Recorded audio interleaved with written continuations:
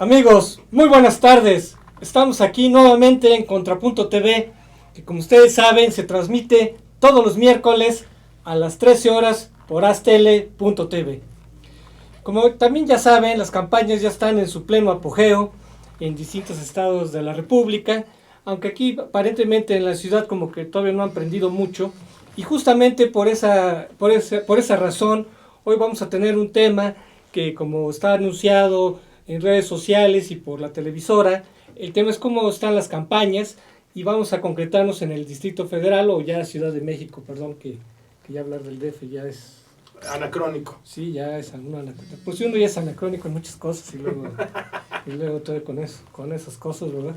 Es correcto. Exacto. Bueno, pues nada menos hoy les tenemos un programa especial porque tenemos un candidato para la Asamblea Constituyente, y pues si vamos a aprender las campañas, pues qué mejor que tengamos aquí un candidato, no hablar solo de analistas como siempre estamos mirando, que nos den su punto de vista. mirando los toros desde la barrera. Y hoy nos acompaña Eric Mena. Exactamente, si quieres presentarlo. Por favor, Eric Mena es candidato a la Asamblea Constituyente y además eres maestro en Derecho Constitucional, si no mal recuerdo, Eric. Es correcto. Antes que todo, muchas gracias, Enrique, por la invitación. Oscar, muchas gracias. Es un placer tenerte aquí con nosotros, Eric. Y pues la verdad es que esa es la primera pregunta. ¿Hay campañas en el Distrito Federal? Correcto. Empezó un proceso electoral en la Ciudad de México, derivado de la reforma constitucional que hubo el 29 de enero de 2016. Hay un proceso que arrancó el 18 de abril y concluye el 5 de junio, el día que tengamos elección para elegir diputados a la Asamblea Constituyente de la Ciudad de México. ¿Cuándo es la elección? El 5 de junio, domingo 5 de junio. ¿Cuántas gentes vamos a elegir los ciudadanos de la Ciudad de México? Correcto, es buena pregunta. Los ciudadanos vamos a elegir a 60 personas que se van a integrar con 40 personas que ya están designadas por otro mecanismo para integrar una asamblea de 100 personas que van a redactar la Constitución de la ciudad. ¿Enrique? ¿Por qué se considera un hecho histórico esto? Que si te pones a preguntarle a la gente, a la mayoría no le interesa. Correcto. Y sin embargo, incluso para la clase política, pues fue un hecho histórico, ¿no? Pero para la mayoría de la gente no es un hecho trascendente siquiera. Correcto, porque una constitución la verdad es que son pocas las ocasiones en las que la ciudadanía tiene la oportunidad de participar eligiendo a las personas que van a crear una constitución, ¿no? Hay pocos antecedentes históricos en México respecto a procesos constituyentes. La mayoría que conocemos son los procesos federales, ¿no? 1824, en 1857 y el más reciente que conocemos, nuestra casi centenaria Constitución de 1917, ¿no? Entonces, en esta ocasión vamos a tener el proceso en una entidad federativa, como ahora ya es el DF, la Ciudad de México, para elegir a estos diputados que van a redactar esta nueva Constitución. ¿En qué va a cambiar nuestro antiguo estatuto que teníamos a esta nueva Constitución que vamos a empezar a armar y a formar a partir de la elección y después de que ustedes entren en funciones? Ok, antes de esta fecha del 29 de enero de 2016, nuestra ciudad era básicamente el Distrito Federal. ¿Qué significaba ser el Distrito Federal?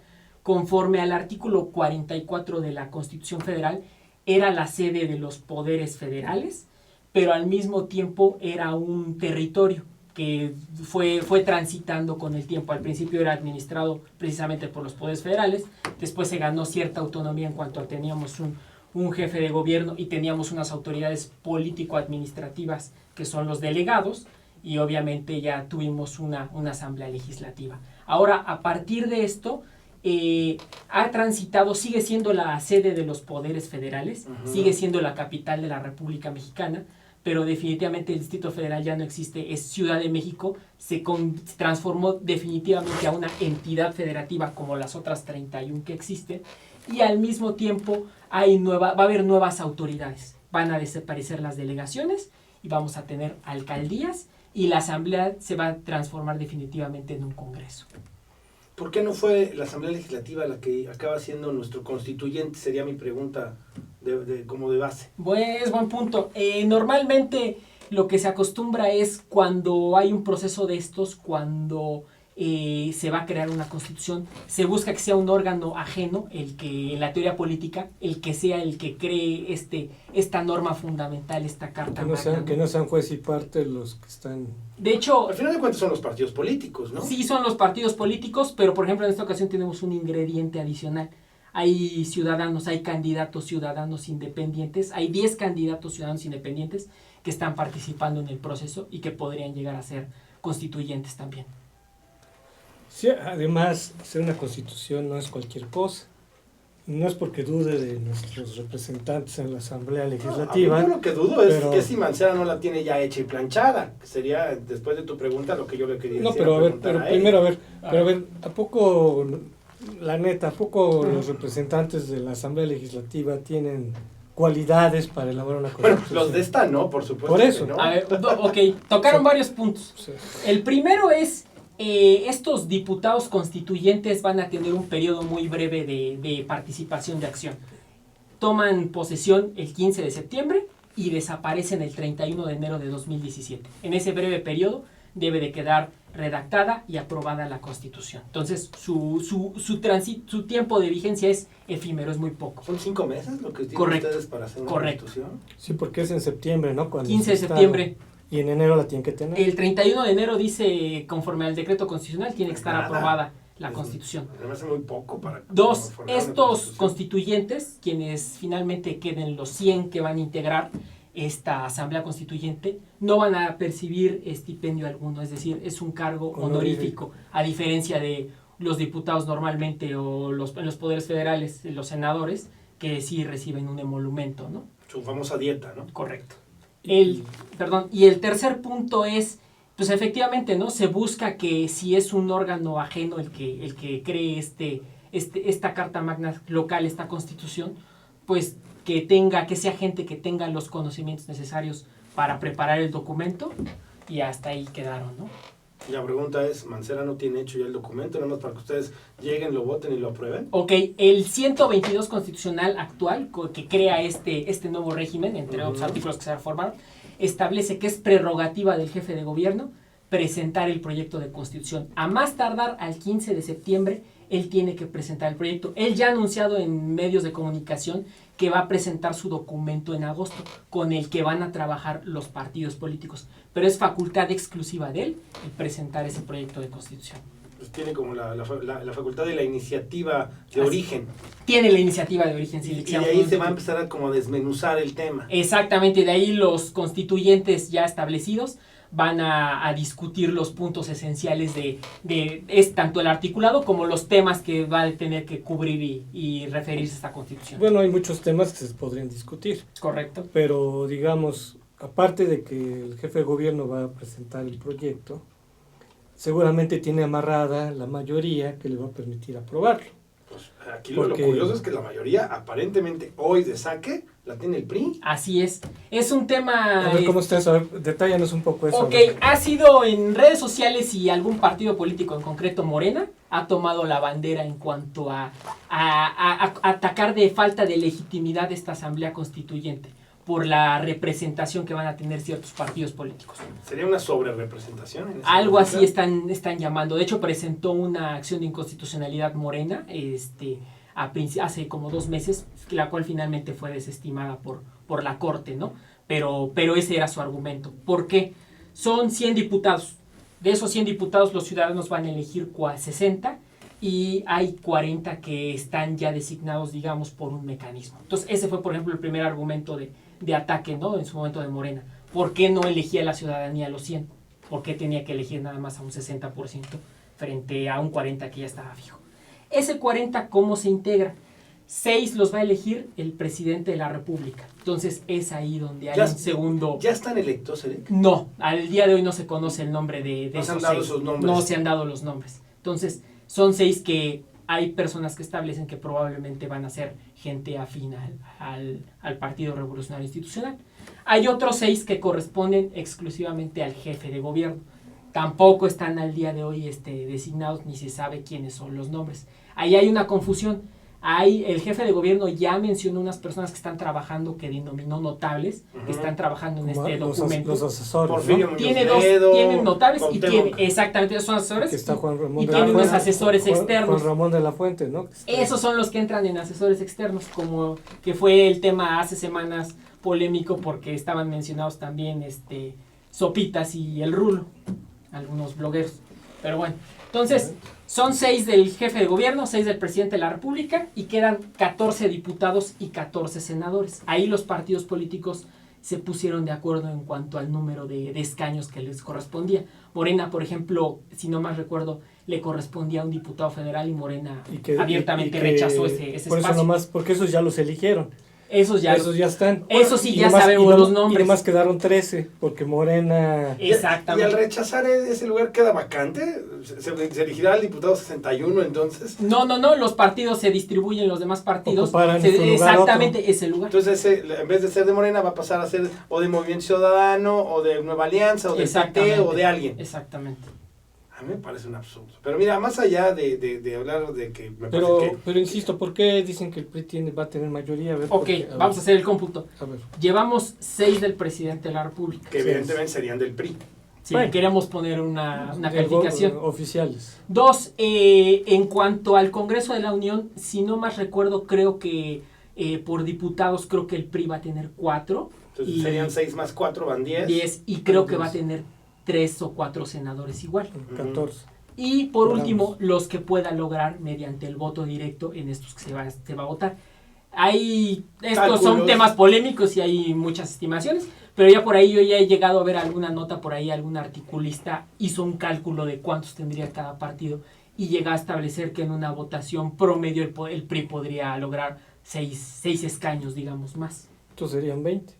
20 de 100. De 100. Que destaque. Pero no son suficientes para una... No, de hecho, el requisito que establece la Constitución como está redactada tiene que ser aprobada por las 2/3 partes de esta Asamblea Constituyente.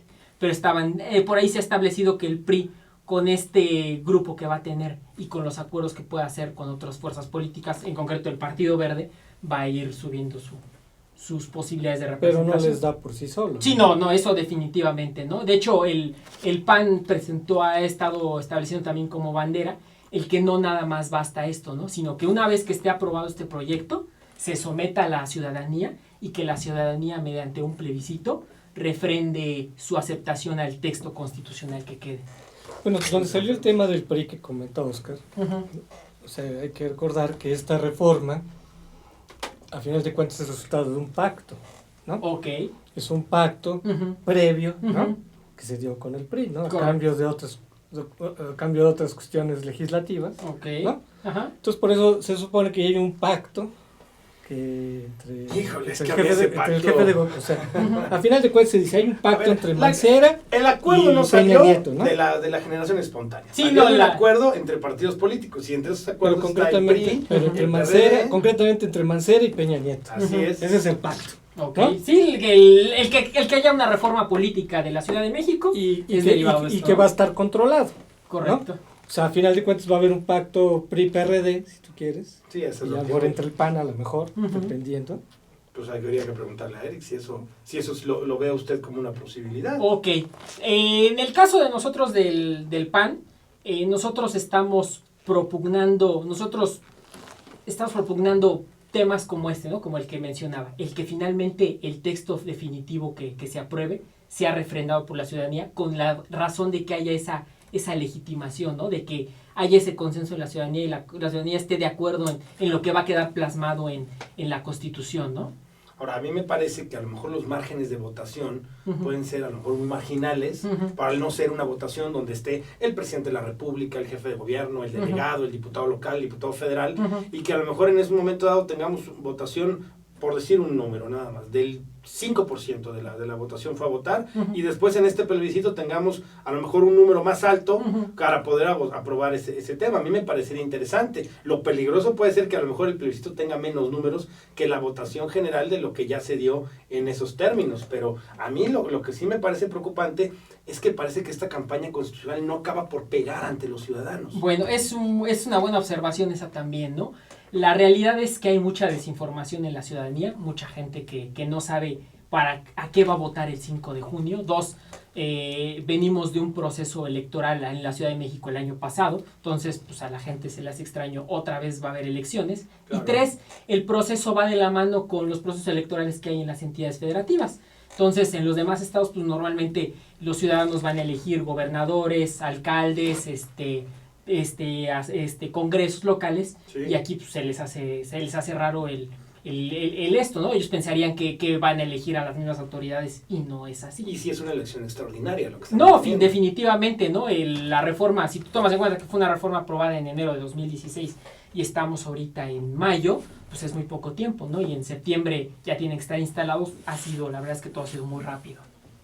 Pues algo que tú digas. Y hay otro hecho negativo, ¿no? Que conspira contra esa elección, ¿no? Los spots, ¿no?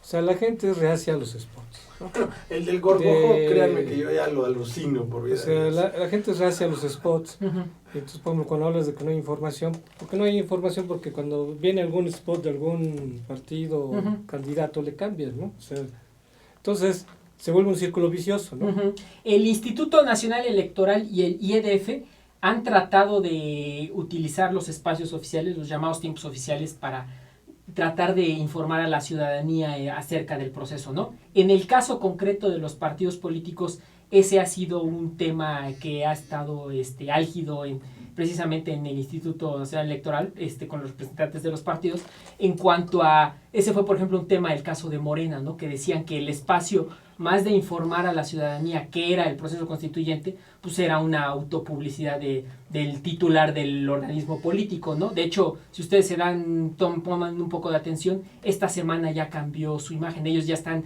empezando a sacar spots en torno al proceso. Pero fíjate, el problema de todos los spots es que a final de cuentas se uh-huh. reducen a quién va a dar más vales de despensa o sea, cuando hay, exacto, o sea, el problema es que hay cuestiones de fondo uh-huh. que se tendrían que estar discutiendo, pensando, por ejemplo, en las atribuciones de las alcaldías, ¿no? Correcto. Da la impresión que nomás es un cambio de nombre y que no van a tener concejales, ¿no? Uh-huh. Pero que a final de cuentas, y sobre todo para resolver problemas uh-huh. concretos de la ciudadanía, uh-huh. los delegados no tienen atribuciones. Entonces, se lavan las manos, ¿no? Pues, si hay falta de agua o lo que sea, ¿no? Uh-huh. Pues no tengo atribuciones. Uh-huh.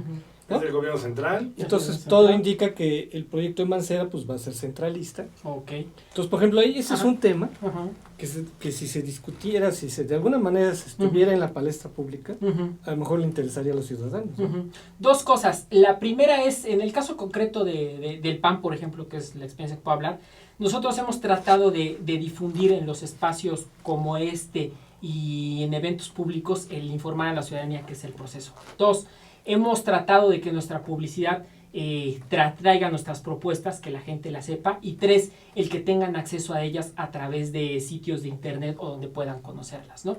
Y en cuanto a los temas que debe de contemplar este texto, esta constitución, pues cada día más se van enfilando, ¿no? Hemos estado últimamente, han tomado mucha importancia el tema pues, de la cuestión ambiental y de la movilidad por los evidentes fenómenos y situaciones que hemos presentado en las últimas semanas en la ciudad, ¿no?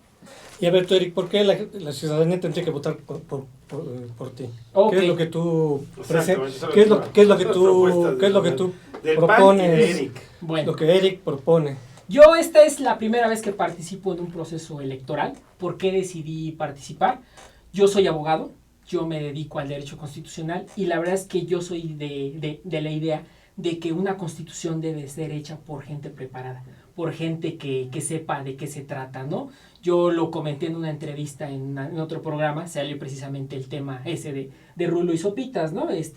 Yo dije, bueno, el jefe de gobierno se pudo haber, a lo mejor decidió apoyarse en estas personas para un tema de comunicación, pero la verdad es que evidentemente pues ellos no tendrían que ser las personas idóneas para redactar una constitución, ¿no? Yo creo que debe de ser hecha por gente que tenga los conocimientos, en ese caso yo me considero una persona preparada, y 2, que se nutra de una serie de especialistas, como puede ser gente, nosotros por ejemplo en el PAN es un grupo muy plural en esta ocasión los candidatos que tenemos, y hemos reunido a equipo gente, tenemos gente que se dedica al derecho ambiental, tenemos gente que se dedica a la movilidad, tenemos gente que se dedica a temas de familia, que nos apoyen para que finalmente ese documento quede plasmado abarcando la mayor cantidad de temas que interesan a la ciudadanía y que protejan a los derechos de la ciudadanía. Y no queremos que llegue gente como Bejarano, ¿no? Pues no. O sea, porque incluso se dice que Manuel Granados va a ser ¿cómo le llaman? Que se va a bajar para que suba... va a ser la del Juanito. Va a ser Juanito. Sí. En el caso de la lista de Morena, efectivamente, que va a ser está Juanito, suplente Bejarano. Pero no es el del PRD, ¿no? Más bien. No está en la... Porque dicen que es Granados. Perdón, sí, es en la lista del...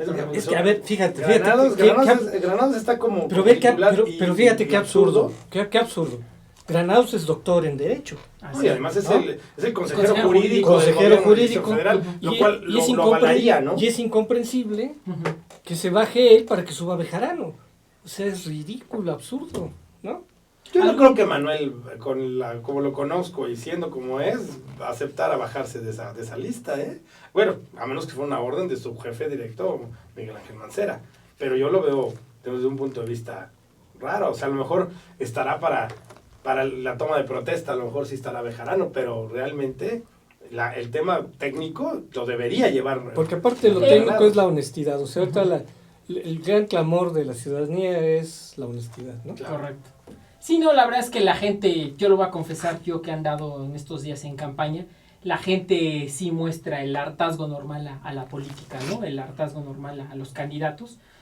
Yo al menos les he tratado de transmitir explicarles cuál es la importancia de este proceso, de qué va a servir una constitución. 2, pues que es un documento que no va a tener una vigencia unos cuantos años, sino que esperamos que sea un documento que tenga una vigencia muchos años, y que esa es la razón de ser por la que ellos tienen que emitir un voto informado, ¿no? Un voto útil, un voto que permita que finalmente sea gente capaz, como al menos estamos en el PAN, para que puedan redactar este documento y pueda ser lo más eficaz posible. Voy a volver a hacer la pregunta que son Enrique.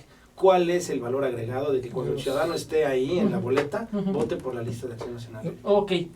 Disculpe, nos tenemos que ir. A un corte. Agradecemos a Eric. Vamos a un corte y regresamos. A ver si...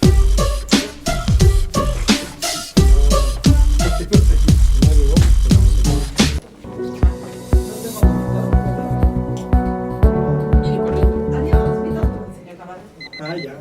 Déjame ver dónde. ¿Qué más? Mira, ¿quieres más agüita? Yo sí, por favor. No, yo estoy bien. Cuando la vida te pone a sudar, hidrata la vida.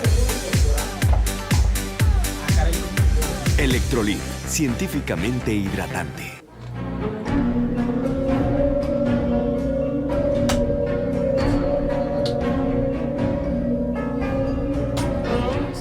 Rosso Fragola. Es lo normal, ¿no? Arte en fresa que seduce tus sentidos. Y se pasa.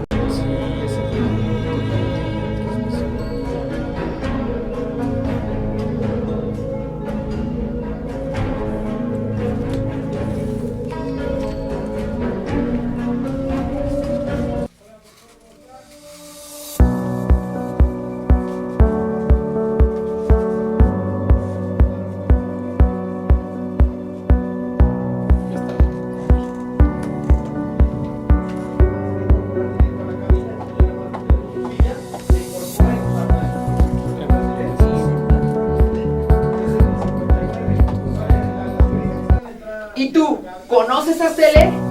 Aztele es una televisora por internet con diferentes contenidos.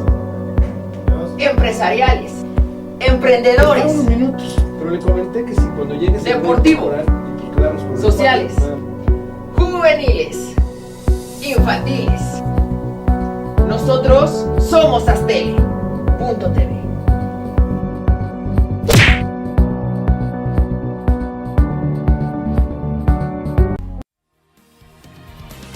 Estreno de la radiofotonovela La Mujer Dormida.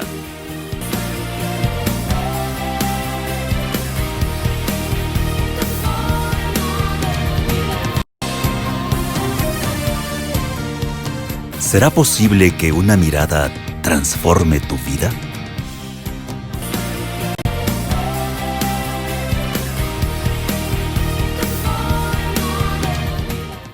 Luis Robles, corredores públicos y peritos traductores. Trabajamos para darles seguridad, confianza y un servicio profesional en sus asuntos relacionados a fe pública, valuación, arbitraje comercial, asesoría jurídica y traducciones. Para nosotros lo más importante es su satisfacción, brindándole además la asesoría jurídica necesaria en su negocio, con un equipo de profesionales capacitados para prevenir y resolver situaciones de riesgo en su empresa. Le aseguramos una asistencia profesional personalizada y humana a quien consideramos más importante, el cliente, porque las oportunidades pequeñas son el principio de las grandes empresas.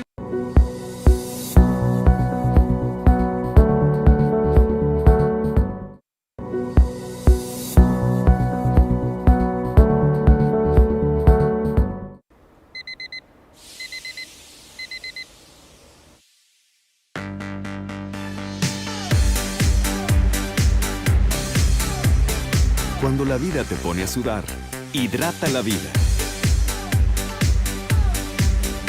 Electrolit, científicamente hidratante.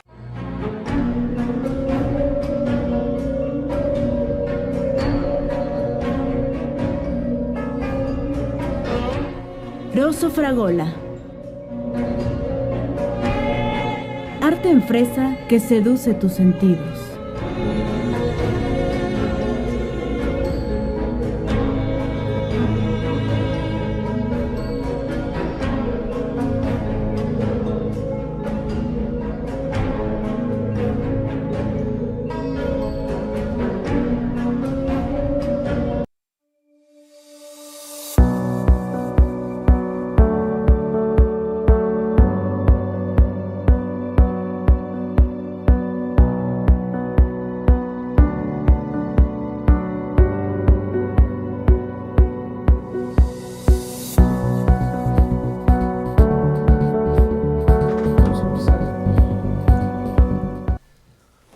Amigos, estamos de regreso aquí en Contrapunto TV. Pues aquí interrumpí aquí un tema aquí importante. Pues a ver, Oscar, ¿qué estabas aquí? Yo le preguntaba a Eric cuál era el valor agregado de cuando el ciudadano está enfrente de la boleta y va a ver estas listas de los 60 que cada partido político tiene, más los 10 independientes que muy bien mencionas tú. ¿Cuál es el valor agregado para votar por Acción Nacional? Ok, 1, preparación. Tenemos los candidatos, y te lo digo con conocimiento, porque está disponible su información por internet y uno puede checar las propuestas. Tenemos gente preparada que sabe a qué se trata esto y qué van a hacer. En los 60. De los 60. 2, las propuestas concretas. Nosotros estamos proponiendo, lo más importante es, para Acción Nacional es un partido humanista y es el respeto y la protección de la persona humana. Nosotros estamos propugnando que se reconozca la mayor cantidad de derechos humanos que ya tenemos, pero sobre todo los que están establecidos en tratados internacionales como la Convención Americana de Derechos Humanos. 3, acotar el poder político, acotar las facultades del jefe de gobierno. 4, darle fortalecer a estas nuevas alcaldías, que efectivamente no se trate únicamente de cambiarles el nombre de una delegación ahora a un alcalde que va a tener concejales, sino que trabajen como un órgano colegiado en los cuales efectivamente los concejales apoyen al alcalde y tomen sus facultades y trabajen. ¿Más parecido a un municipio? Más parecido a un municipio. No es un municipio, definitivamente, porque no administra, no recauda sus propios ingresos, pero el que pueda establecerse, y eso sí está establecido en el artículo 122 como quedó ahorita redactado, el que en esta Constitución van a tener que estar establecidas muy claras las reglas de cómo se va a administrar esa cuenta y cómo van a administrar sus ingresos y sus egresos las alcaldías. Entonces nosotros estamos propugnando por la mayor autonomía, que no quede que en la Ciudad de México tenemos una ley del gasto eficiente, así se llama, que esta ley sea de verdad una ley útil y que en este caso concreto que los recursos sí tengan esa plena autonomía las alcaldías para administrarlos y para ejercerlos en sus facultades. Y último punto es finalmente en el tema de la seguridad. Está estableciéndose, como está actualmente el artículo 122, el que la persona que va a encargarse de la policía pueda ser removida en caso de faltas graves, en caso de alguna inexactitud, ¿no? Que existan verdaderos controles para la ciudadanía en caso de que alguien no funcione, que pueda ser retirado. Por ejemplo, nosotros eso no está en el proyecto de constitución, en las obligaciones mínimas que se deben de establecer por los partidos, pero nosotros sí lo estamos estableciendo, el darle una serie de mecanismos al ciudadano, como es la revocación de mandato, el referéndum, la iniciativa popular, que le permitan el interactuar con los órganos de gobierno y el que pueda exigirles cuentas a las autoridades. Pero a ver, si la asamblea ahora congreso, se le va a llamar congreso, me imagino, ¿qué atribuciones va a tener ese congreso? Considerando que, por ejemplo, pues el jefe de gobierno en la actualidad tiene un gran poder.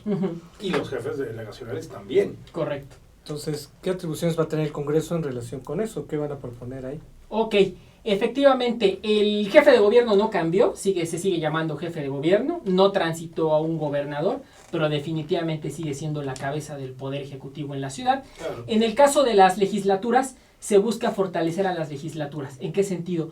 Quedó en la redacción de la reforma política, establece el artículo 122 que los legisladores se van a poder reelegir hasta en 4 ocasiones. Entonces yo creo que una buena propuesta es, y al menos nosotros somos por la idea siempre de que haya gente eficaz y gente preparada y gente que cumpla bien con su función. Si ya está esta redacción como quedó en el 122, que va a tener que van a poder la posibilidad hasta de legisladores de reelegirse 4 ocasiones, o sea, el que queden muy claras las reglas de cuándo va a poder ser eso, pero sobre todo el que se privilegie la eficiencia y gente que realmente sea útil y que no tengamos los clásicos chapulines que nomás están brincando. ¿Va a cambiar algo el tema de hoy tener una asamblea legislativa a que ahora sea el Congreso del Estado de Anáhuac? ¿O va a tener más facultades este diputado? O sea, de un día para otro ustedes les van a dar más facultades a nuestros diputados de la Asamblea Legislativa. El que exista la Constitución sí va a permitir el que se les pueda dar en cuanto un poco más de facultades. En el articulado actual, que es el 122 constitucional, que ya quedó con este decreto, que da las bases mínimas, no lo establece, pero sí señala que se deberá fortalecer al Congreso de la Ciudad de México, ¿no? Antes sacaste un tema tradicional de los abogados que mencionábamos. El artículo 44 de nuestra Constitución hablaba antes de que cuando los poderes federales se trasladaran de algún lugar, aquí se erigiría en el estado del Valle de México. Ahora dice únicamente el artículo 44 que en caso de que esa situación sucediera, se establecerá el estado de la Ciudad de México. Pero bueno, a lo que voy es el que finalmente se transitó a una entidad federativa. El tránsito, hay que reconocerlo, no es al 100%, porque por eso no es un gobernador, ni es un municipio, ni es un municipio, pero finalmente sí se busca fortalecer a este nuevo órgano que es alcaldía, que insisto, no es municipio porque no recauda sus recursos propios, pero sí se puede establecer en esta Constitución el que tenga cierta libertad para administrar ingresos, egresos y ejercerlos de manera útil.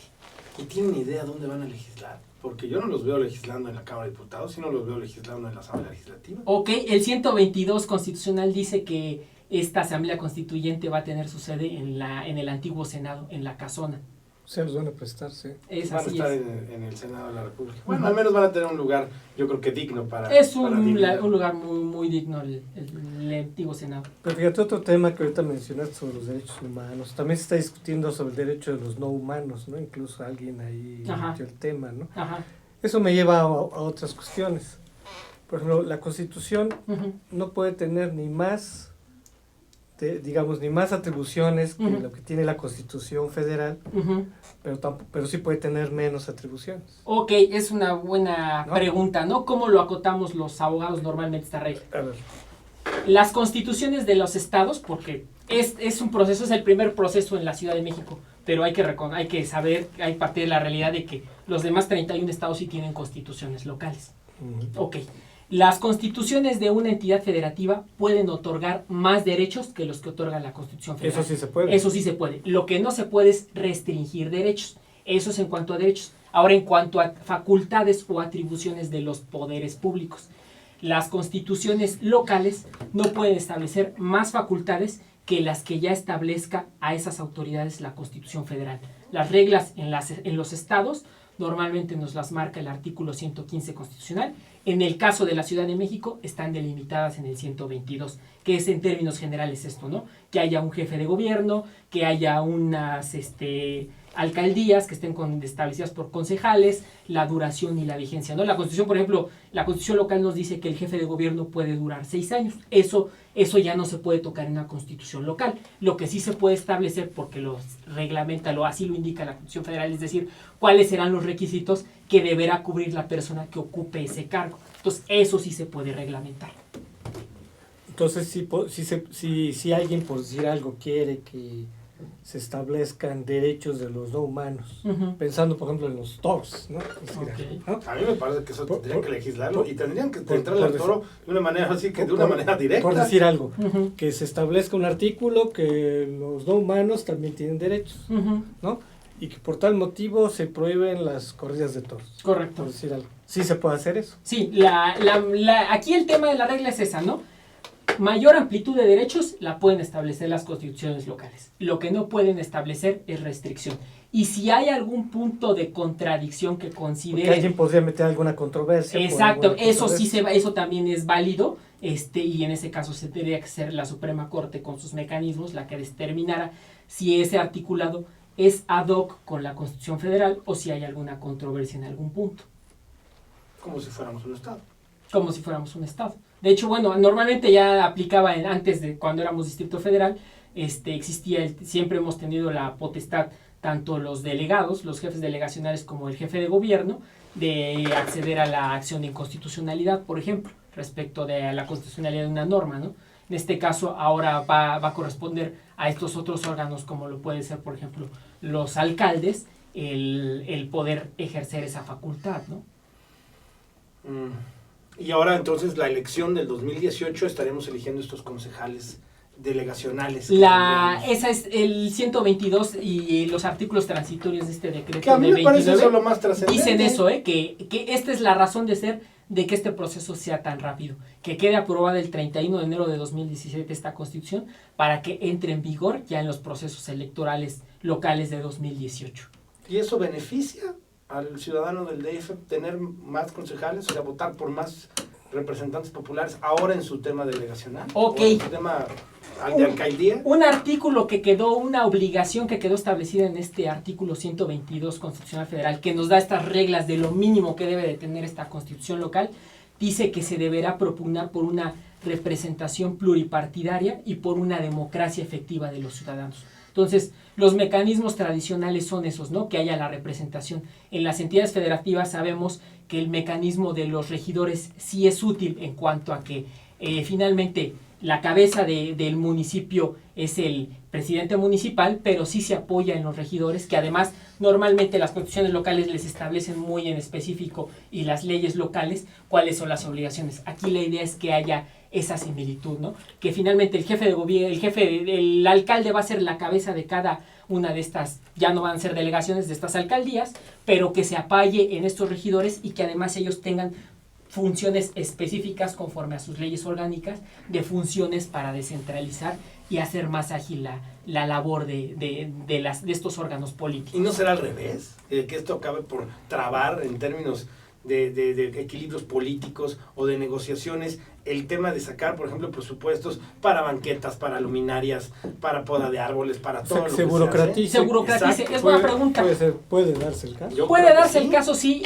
Finalmente, yo al final lo que considero es que el que esté establecido como un órgano colegiado y dos, el que se establezca en esta Constitución cuáles son los temas concretos que sí van a corresponder a este órgano colegiado que será alcalde con concejales y cuáles le corresponderán en específico a las demás autoridades de cada una de las alcaldías, puede evitar el que caigamos en esta Sí, porque hay cuestiones centrales que no van a cambiar. Sí, no, y que no habría una razón de ser, ¿no? La cuestión del agua no va a ser motivo Ahora, de la discusión. cuestión de la basura, por ejemplo, sí va a serlo, porque el sindicato, la sección más fuerte de los sindicatos a nivel gobierno del Distrito Federal es la sección 1, y ahora que las vas a pulverizar son secciones que van a estar por 16 demarcaciones o 16 alcaldías.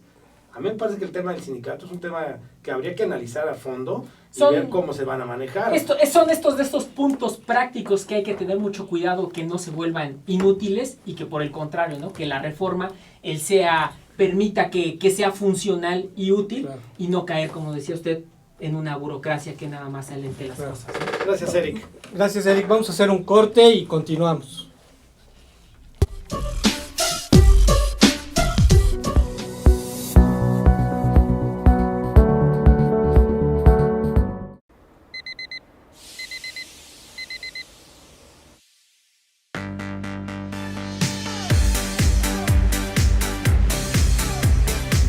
Cuando la vida te pone a sudar, hidrata la vida. Electrolit, científicamente hidratante.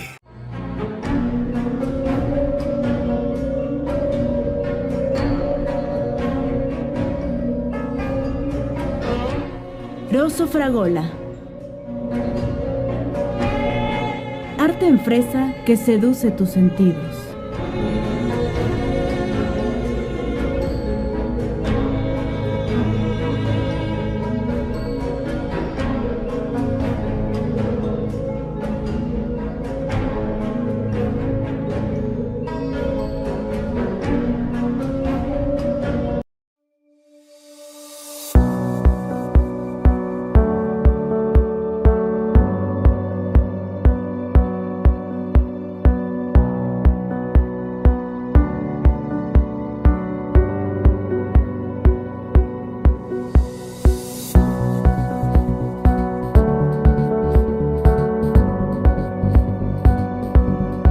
¿Y tú, conoces Astele? Astele es una televisora por... Amigos, continuamos aquí con nuestro Sui Generis programa. Hoy tenemos también el privilegio de tener otro candidato, si gusta Oscar. Sí, por supuesto, hoy tenemos al doctor Gabriel García Colorado. Doctor, bienvenido. Gracias. Usted también es candidato a la Asamblea Constituyente, pero usted es independiente y es el número 8. El número 8. Y nada más por dar parte de su currículum, que es vastísimo, usted es especialista en bioética y fue secretario técnico de la Comisión de Salud de la Asamblea Legislativa en la anterior Asamblea. Sí, he sido asesor en Cámara de Diputados, en Cámara de Senadores, conozco el proceso, he trabajado para varios partidos, no solo para uno. Tú sabes perfectamente, Oscar, que se trabaja para una comisión o para un partido. He trabajado así, es que para todos los partidos. ¿Cómo fue que llegó a ser independiente? A ver, platíquenos esa... ¿Por qué Gabriel García Colorado es independiente? Porque vivimos en la Ciudad de México un deterioro medioambientalista, una degradación moral, una degradación de los partidos políticos, un ataque sistemático a nuestros derechos humanos, una violación a los mismos. Y hemos visto del 97 a la fecha, después de 19 años de alternancia en el poder, que la alternancia no ha sido suficiente. No solo no ha sido suficiente, sino el partido que se ha enquistado en el poder se ha llenado de peores formas de gobierno, de peores mañas, de peores formas en todo, y entonces la transición democrática ha sido traicionada. No solo traicionada, hoy vemos a un jefe de gobierno que se parece más bien a un regente de los 90s, que es Mancera, digo nombres, un hombre supeditado a los intereses de Peña Nieto, con respuestas verdaderamente ilógicas y sin sentido, sin consultar a la población. Nos dice el 70% de la gente está de acuerdo en subir el metro, lo cual no es cierto. Yo les quiero recordar cuando con Azupo le subió un peso a la leche, que hicieron los mismos. El PRD hizo un desorden en contra de esta medida. Ellos subieron 66%. Y esta medida dijeron que tenía el 70%. Prometieron muchas cosas que se han incumplido. El Instituto de Física, me paso a otro tema, de la UNAM, tiene 28 años diciendo la inutilidad, la necedad, la estupidez del programa Hoy No Circula. ¿Cuál es la falla principal de este programa? La principal falla es que no contaminamos mayoritariamente los automovilistas. Quien contamina mayoritariamente es la industria y los peceros, los camiones de basura, las patrullas que están en un muy mal estado.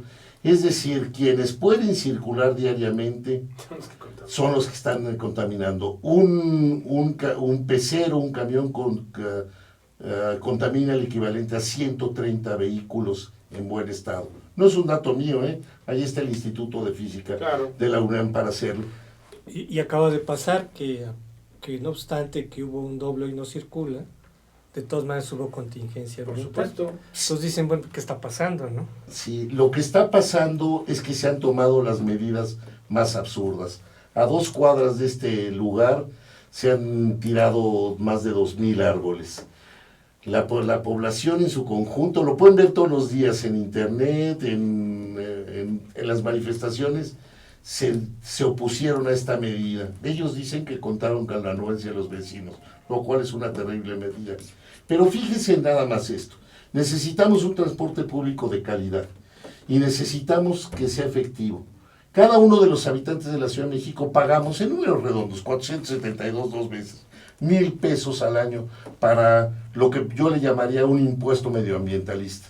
Yo creo que lo tendríamos que seguir pagando los usuarios de vehículos, claro, pero no entregárselos a 15 familias que son los dueños de todos los verificentros y que están en contubernio.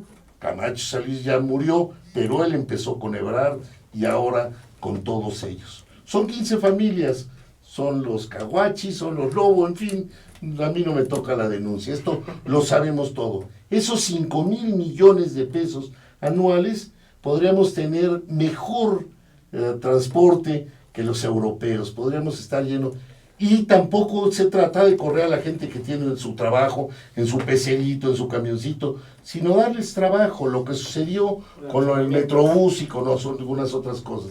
Es decir, no tiene que tomarse las medidas deteriorando la calidad de la vida de la gente.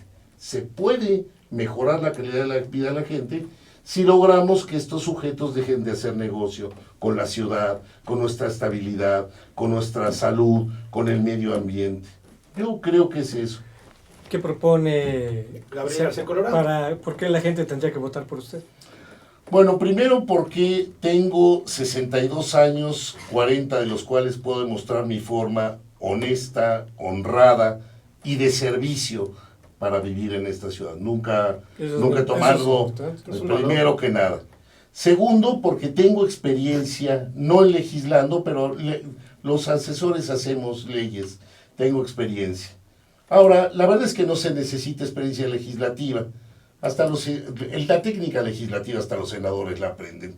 Es decir, con un par de semanas cualquiera la puede aprender. Claro. ¿Por qué votar por mí? Porque he sido profesor universitario y he formado generaciones. ¿Cuántos años has sido profesor? 15 años en la UNAM, 8 años en la UAM, en la Organización Panamericana de la Salud, fundador y profesor 10 años en la Universidad Marista, en la Universidad Pontificia, en muchas universidades. Oiga, he doctor, formado generaciones. me pareció ver una nota rarísima donde dicen que usted viene defendiendo a la Grey Católica. ¿Es cierto? No, es uno de los ataques yo digo, si te encuentras un pitbull enojado, ten cuidado, pero si te encuentras un chihuahueño muriendo, tenle mucho cuidado porque las bestias heridas son muy peligrosas.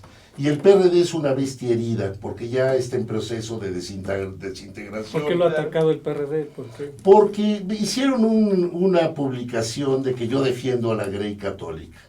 Yo soy un hombre católico, soy un hombre de convicciones, podría ser cristiano, musulmán, judío, y nadie tiene por qué atacarme por mis convicciones religiosas. Que ya se ha dado, ¿no? Acaba de ver un caso. Claro. Acaba de haber uno grave en derechos humanos en la asamblea, de que alguien lo sacaron por ser judío, o sea, por ser antisemitismo. Así, el antisemitismo en pleno, ese de otro partido. Es la falta de oficio. De la falta de oficio de estas gentes. Me han atacado por esta cosa, me han atacado, lean este artículo, está muy interesante, no le hago... búsquenlo, no voy a decir en qué medio, búsquenlo. Se me acusa de participar como docente, de dar conferencias, se me acusa de pensar diferente y se me pide que se me baje. Y el argumento es, quien escribe esto, yo defiendo y soy el primero en defender las creencias y convicciones de cualquier gente, pero me opongo que un católico esté en el constituyente. Estoy seguro, quítenme a mí y estoy seguro que va a haber 60 católicos en el constituyente. Por lo menos. Entonces, ¿por qué me atacan a mí? Porque soy un independiente que va subiendo en las preferencias. ¿Cómo voto por usted, doctor? Porque yo entiendo que si voto por la lista del PAN o por la lista del PRD, con que vote en ese va a ser una boleta única para todos, ¿no? Va a ser una boleta única, van a venir los independientes, los 11 independientes, hasta arriba puedes poner 8 y mi nombre, U8 o mi nombre, porque ya logramos en este país la reforma educativa ha llegado que en el siglo XXI siga habiendo analfabetas y ágrafos. Y entonces espero que no les quite el INE la oportunidad de votar. No, ya acepto. Pones el 8, que es el número en que yo voy. Y luego vienen todos los partidos políticos, la nomenclatura, el logo, y vas a votar por la manada, porque no sabes por quién votas. Pero a ver, una pregunta. Nada más, en esa boleta única, el ciudadano nada más puede tachar en un espacio. En un espacio. No puede tachar en los demás espacios. Sí. Nada más tiene una opción. Así es. Porque van a estar la lista de los partidos y la lista de los independientes. No puedo votar por la lista y por un independiente. No. Nomás puede ser un solo tacho. Un solo independiente. Así es que ojalá y la gente recuerde el 8. Y si no recuerda el 8, ojalá y logramos construir una escuela una pedagogía de la cultura política, una cultura y una pedagogía de política misma, donde le demos una patada a los partidos políticos que han incumplido, que han mentido, que han... ¿Cómo fue? A ver, platícanos muy rápidamente, ¿cómo fue que pudo ser independiente? Sé que fue muy complicado el ¿Cuántas proceso, firmas ¿no? le requirió? Nos pidieron 74,000 firmas. Impresionante. Yo estaba seguro la primera semana que no lo iba a lograr. Pero de todas maneras, mi propia formación dijo, no te bajes del carro, ya te animaste. Primero tuvimos que constituir una asociación, abrir ¿Una asociación civil? Una asociación civil, obviamente con costo a nosotros. Luego tuvimos que abrir una cuenta de banco.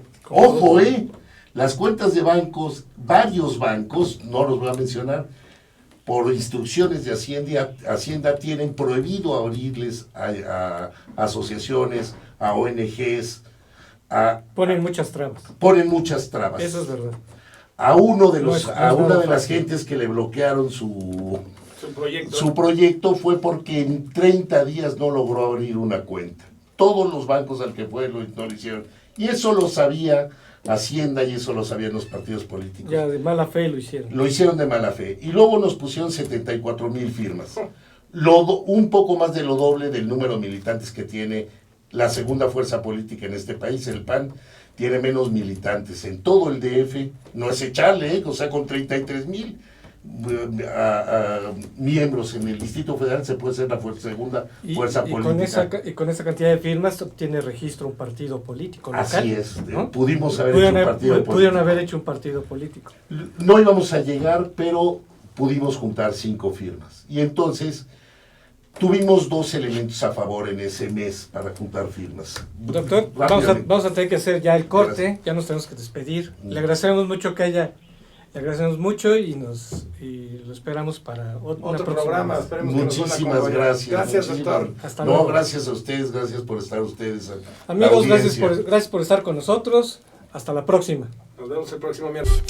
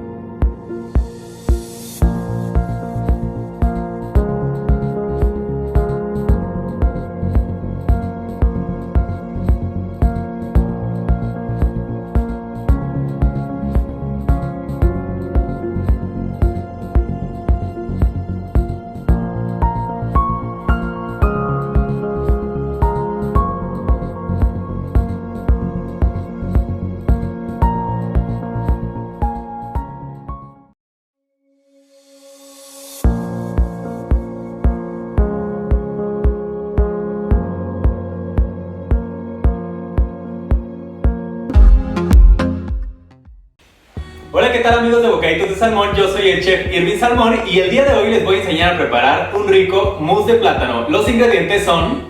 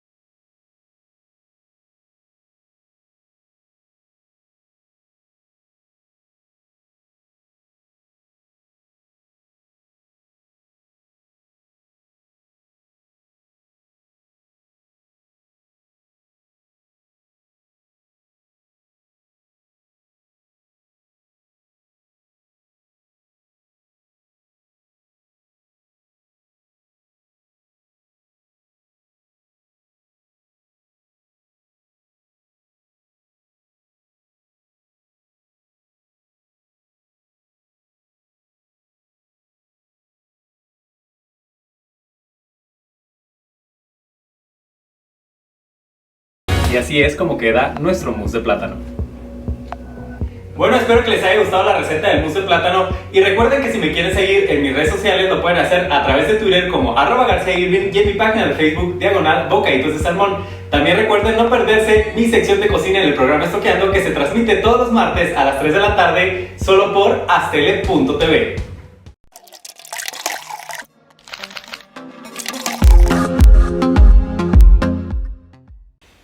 Hola, ¿qué tal amigos de Bocaditos de Salmón? Yo soy el chef Irving Salmón y el día de hoy les voy a enseñar a preparar un rico mousse de plátano. Los ingredientes son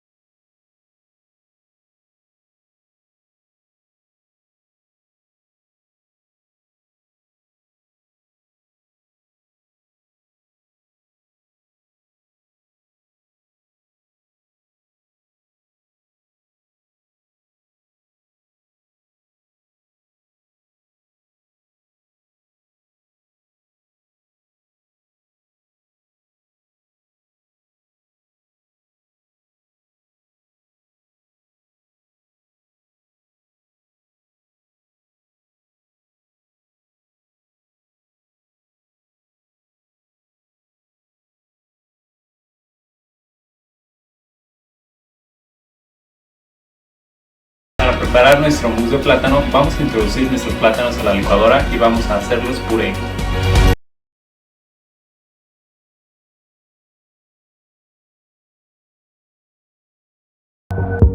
Para montar nuestro mousse de plátano necesitamos un recipiente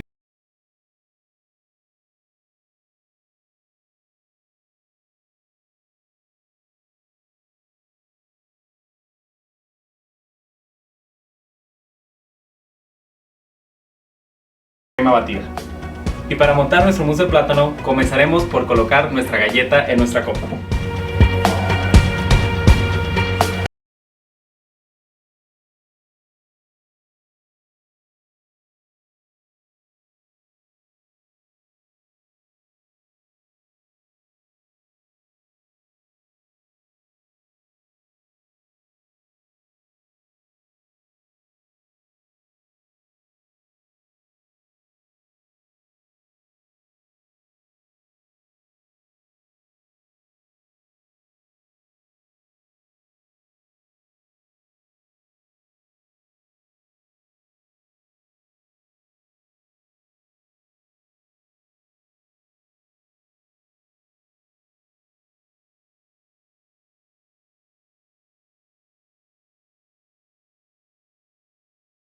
Y es como queda nuestro mousse de plátano. Bueno, espero que les haya gustado la receta del mousse de plátano y recuerden que si me quieren seguir en mis redes sociales lo pueden hacer a través de Twitter como @GarciaIrving y en mi página de Facebook /Bocaditos de Salmón. También recuerden no perderse mi sección de cocina en el programa Estoqueando, que se transmite todos los martes a las 3 de la tarde solo por astele.tv.